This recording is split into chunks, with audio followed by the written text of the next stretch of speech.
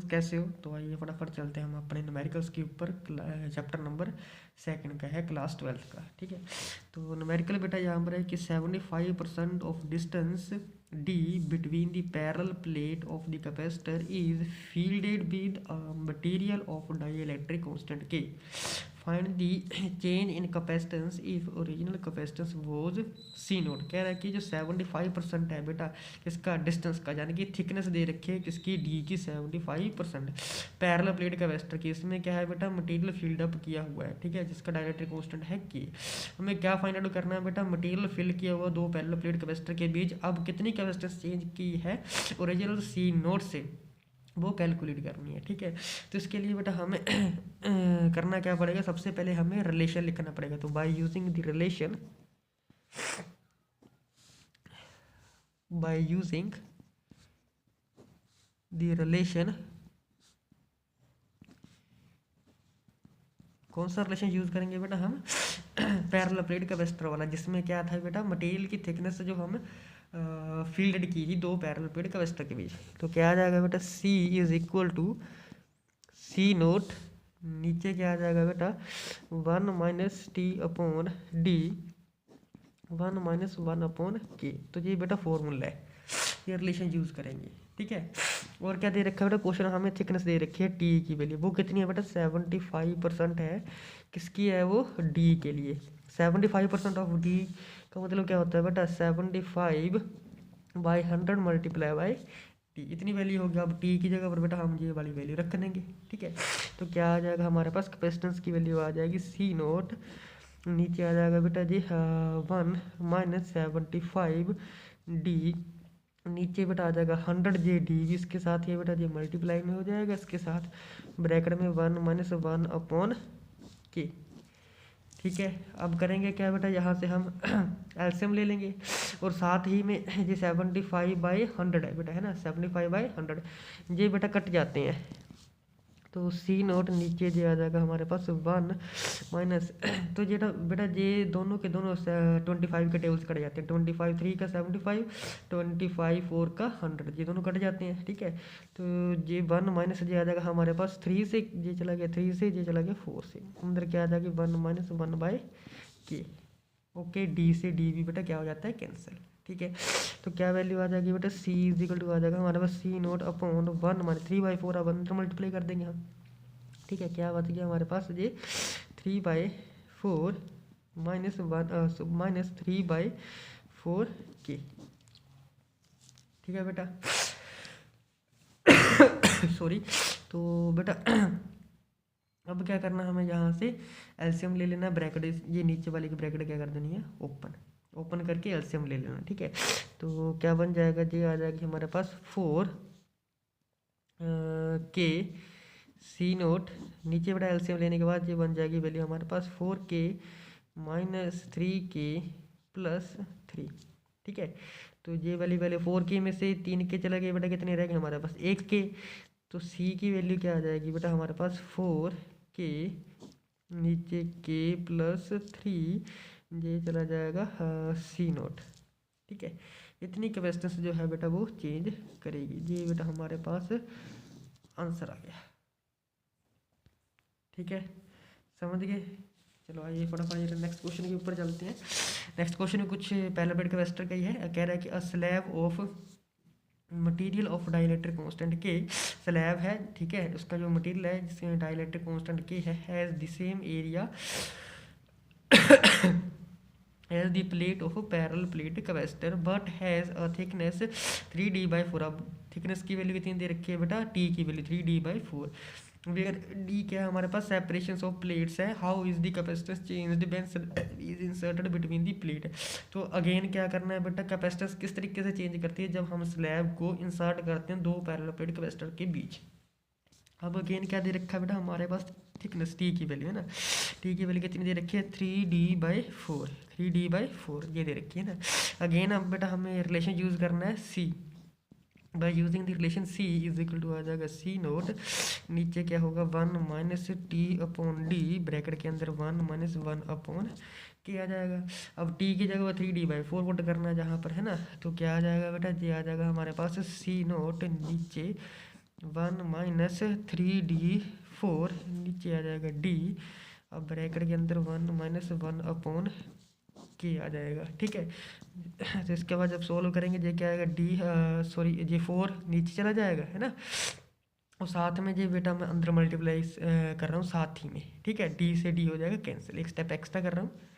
तो ये आ जाएगा हमारे पास सी नोट, चलो कर लिए लेते हैं, 1 माइनस 3d/4 डी, इधर आ जाएगा 1 माइनस 1 अपॉन बेटा के, ठीक है। डी से डी बेटा कैंसिल हो जाएगा, 3/4 आएगा। अब 3/4 को मैं अंदर ले जा रहा हूँ, तो सी नोट नीचे आ जाएगा 1 माइनस 3/4 को मैं अंदर ले जा रहा हूँ और ब्रैकेट ओपन कर दूंगा। ये -3/4 को +1 से मल्टीप्लाई किया, ये आ गया हमारे पास -3/4। ये -3/4 को हम मल्टीप्लाई करेंगे -1/4, तो माइनस माइनस प्लस हो जाएगा, तो ये आ जाएगा प्लस। प्लस कितना आ गया बेटा, 3/4 की, ठीक है। अब एलसीएम कितना आ गया बेटा हमारे पास 4 के, इसके साथ मल्टीप्लाई हो जाएगा साथ में, तो ये वैल्यू क्या आ गई हमारे पास बेटा, ये वैल्यू क्या बन जाएगी हमारी, ये आ जाएगा हमारे पास 4 के सी नोट, नीचे आ जाएगा बेटा k+3, ठीक है।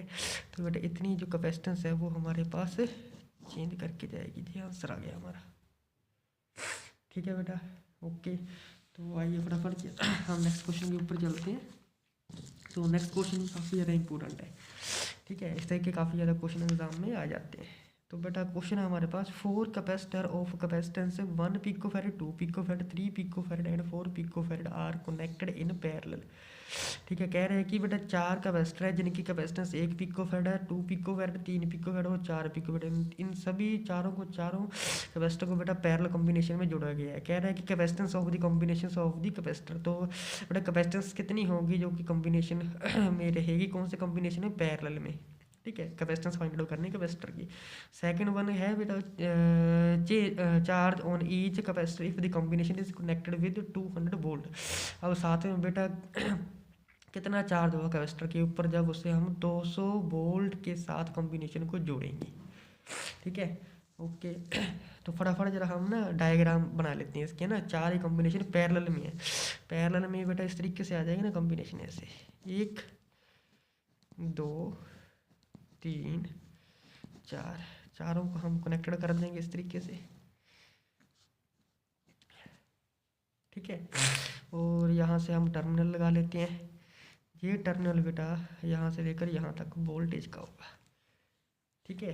तो नेमिंग दे देते हैं, ये आ जाएगा बेटा C1 C2 C3 and this one is C4, ठीक है, ओके।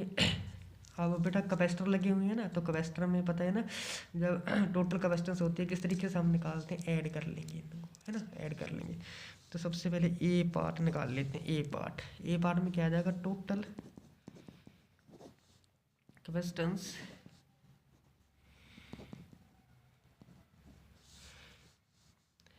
कैपेसिटेंस कितनी आ जाएगी, सी किसके बराबर आ जाएगा बेटा, पता ना बेटा अगर रजिस्टर होते हैं तो ये तो होता है 1 ओवर करके जोड़ेंगे, ये कैपेसिटेंस है बेटा ये डायरेक्टली जोड़ते हैं, जैसे रजिस्टर जो हमारे सीरीज में जुड़ते हैं वैसे ही ये कैपेसिटर सीरीज में जुड़ेंगे, ठीक है। C1 + C2 + C3 + C4 सभी को ऐड कर देंगे हम, है ना, वैल्यू क्या आ जाएगी 1 + 2 + 3 + 4, 4 3 7 9 + 1 10, ये आ गया बेटा 10 पिकोफैरेड, सी की वैल्यू आ गई हमारे पास। अब क्या करना है बेटा, बी पार्ट में क्या है बेटा, जो वी है is equal for every capacitor, वो कितनी होगी, दैट इज वैल्यू कितनी होगी बेटा 200 वोल्ट, हर एक कैपेसिटर के लिए बेटा 200 वोल्ट रहेगी, है ना। अगर 200 वोल्ट रहेगी तो बेटा पैरेलल कॉम्बिनेशन में ऑफ कैपेसिटर में तो जो चार्ज होगा वो हर एक के लिए वो क्या होगा बेटा, डिफरेंट होता है, ये तो तुम लोगों को पता ही होगा। पैरेलल कॉम्बिनेशन में कैपेसिटर के बेटा जो चार्ज होगा वो हर एक के लिए बेटा कैपेसिटर के लिए अलग अलग होता है, ठीक है। तो चार्ज की वैल्यू क्या हो जाएगी, सबसे पहले Q1 के लिए निकाल लेते हैं, Q1 के लिए वैल्यू कितनी आ जाएगी बेटा C1V, ये बेटा C1V कहाँ से आ जाए, फॉर्मूला से आ जाए, है ना। तो C1 कितना है बेटा 1, किससे मल्टीप्लाई करेंगे, वोल्ट से, 200 कितनी आ जाएगी बेटा 200 पिको कैपेसिटर आ जाएगा ना। Q2 की वैल्यू आ जाएगी इसी तरीके से C2V C2 कितना है बेटा 2 है, V कितना वोल्ट तो सेम रहेगी, कितना आ जाएगा बेटा 400 पिको कैपेसिटेंस आ जाएगी, है ना, कैपेसिटेंस आ जाएगी। इसी तरीके से Q3 कितना आएगा बेटा C3V, C3 की वैल्यू कितनी होती है बेटा 3, ये 200 से मल्टीप्लाई हो जाएगी, ये 600 आ जाएगा पिको। तो Q4 के लिए बेटा जी आ जाएगा C4V किसके बराबर है, 4 को मल्टीप्लाई कर देंगे बेटा 200 से, कितना आ जाएगा बेटा 800 पिको कैपेसिटेंस। ठीक है, इस तरीके से बेटा आंसर हो जाएगा जी। आई होप आप लोग समझ गए होंगे। चलिए फटाफट हम नेक्स्ट क्वेश्चन भी कर ही लेते हैं, इसी के जैसा ही क्वेश्चन है। तो बेटा नेक्स्ट क्वेश्चन है बेटा, कह रहा है कि calculate the equivalent capacitance of the combination shown in the figure C1 5 microfarad है बेटा, C2 10 माइक्रोफैरड है और C3 3 माइक्रोफैरड है। इस तरीके से कॉम्बिनेशन है बेटा जी, देख रहे हो आप, है ना। इक्विवेलेंट फ्रैक्शन है बेटा, हमें यहाँ से क्या निकालना पड़ेगा, है ना। तो सबसे पहले फटाफट सोल्यूशन कर लेते हैं। तो सबसे पहले अगर हम देखें बेटा C1 और C2, तुम लोग देख ही रहे हो ना C1 C2, ये किस कॉम्बिनेशन में पड़े हुए हैं बेटा C1 और C2,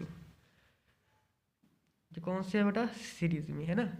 ये दोनों बेटा सीरीज कॉम्बिनेशन में होंगे। अगर ये दोनों बेटा सीरीज कॉम्बिनेशन में, ये दोनों C1 C2 अगर सीरीज कॉम्बिनेशन में, लिख लेते हैं C1 and C2 are in series so that अगर सीरीज में होते हैं तो सीरीज में कैसे इक्विवेलेंट फ्रैक्शन निकाला जाता है बेटा 1/C1 + 1/C2, इस तरीके से निकाला जाता है सीरीज में, है ना। तो यहाँ से बेटा कैपेसिटेंस आ जाएगा C'। अब करेंगे क्या बेटा, इन सबसे पहले इन दोनों का क्या ले लेंगे बेटा एलसीएम। जब एलसीएम आ गया, एलसीएम कितना आ गया बेटा C1 C2, है ना, ऊपर क्या आ जाएगा C1 + C2। तो ये तो है बेटा 1/C की वैल्यू हमें चाहिए C' की, इसका रेसिप्रोकल ले लेंगे तो C1 C2 ऊपर चला जाएगा, नीचे आ जाएगा C1 + C2। ठीक है, बस कुछ नहीं, बस द वैल्यू पुट करनी है। अब ये 5 आ जाएगा मल्टीप्लाई बाय 10, नीचे आ जाएगा बेटा 5 + 10, ये आ जाएगा बेटा हमारे पास 50/15, है ना। जी C' की वैल्यू ये कट जाएगी, जो आ जाएगी 10/3 माइक्रोफैरड, इतने कैपेसिटेंस आ जाएगी, है ना। अब C' है। अब बेटा ये दोनों, इन दोनों कॉम्बिनेशन का आ गया बेटा एक ही कैपेसिटर बन गया, ये एक ही कैपेसिटर बन गया, यानी कि इसके डायग्राम मैं कुछ इस तरीके से ड्रॉ कर सकता हूँ, ऐसे